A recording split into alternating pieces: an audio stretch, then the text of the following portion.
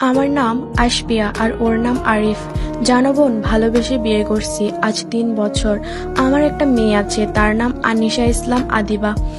আমাদের পরিবার আমাদের বিয়েটা মেনে নেয়নি, আমাকে বাসায় ভাড়া করে রাখতো। পরে আমার ফ্যামিলি মেনে নেন। আমি কিন্তু গরিব ঘরের মেয়ে, সে কিন্তু বড়লোক ঘরের ছেলে।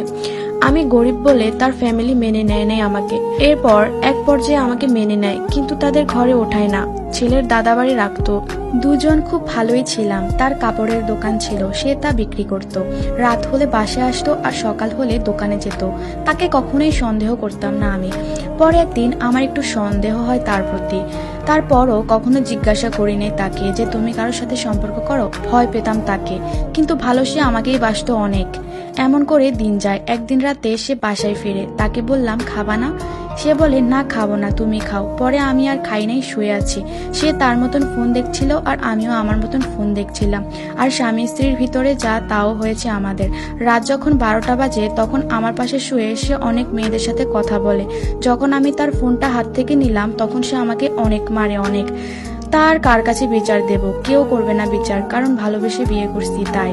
তারপর আমাকে রেখে সে চলে যায় ঢাকা ওই মেয়ের কাছে। পরে জানতে পারি যে মেয়েকে ও বিয়ে করছে সেই মেয়েটা বিবাহিত, তার 3টা মেয়েও আছে।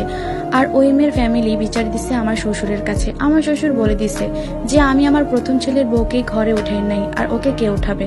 পরে তাকে আমি জিজ্ঞাসা করলাম কি অপরাধ ছিল আমার। সে বলে দিল আমি তাকে জোর করে বিয়ে করেছি আর সে তাকে ভালোবেসে বিয়ে করেছে। এই কথা শুনে জানো আমি আর মনে হয় এই দুনিয়াতেই নাই। তারপর মরে যাব এমন সিদ্ধান্ত নিয়েছি।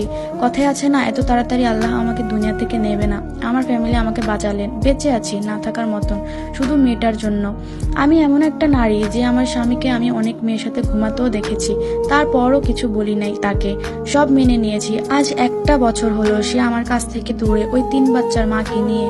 আর আমার মেয়ের খবরও নেয় না, কোনো খরচও দেয় না। আমার ফ্যামিলি সব দেয়। একটা বারের জন্য আমার মেয়েটার খবরও নেয় না। জানো, আমার মেয়েটার 5 মাস চলে, সিজার হয়, সে খবরও আমার ফ্যামিলি দিছে। তার কাছে টাকা চাইলে বলল টাকা নাই। এখন সে আমাকে ব্লক করে রাখছে, তার সাথে কোনো যোগাযোগ নাই। জানো, আমার মেয়েটা আজ অনেক দিন ধরে অসুস্থ, একটা বারের জন্য খোঁজও নেয় না। কি অপরাধ ছিল আমাকে এত বড় সাজা দিল? তার জন্য সব হারিয়েছি, মান সম্মান ইজ্জত, কারোর সামনে যেতে পারি না। ঘরের ভিতরে মেয়েটাকে নিয়ে সব সময় থাকি। তাকে আমি আজও ভালোবাসি, তার জন্য আমি অপেক্ষা করতে রাজি আছি। শুধু ফোনের দিকে তাকিয়ে থাকি, এই বুঝি তার একটা ফোন আসবে। কিন্তু না, অনেক চেষ্টা করছি কথা বলার জন্য, পারি না। এখন কোথায় আছে তাও জানি না। শুধু দোয়া করো আমি যেন আমার মেয়েটাকে মানুষ করতে পারি।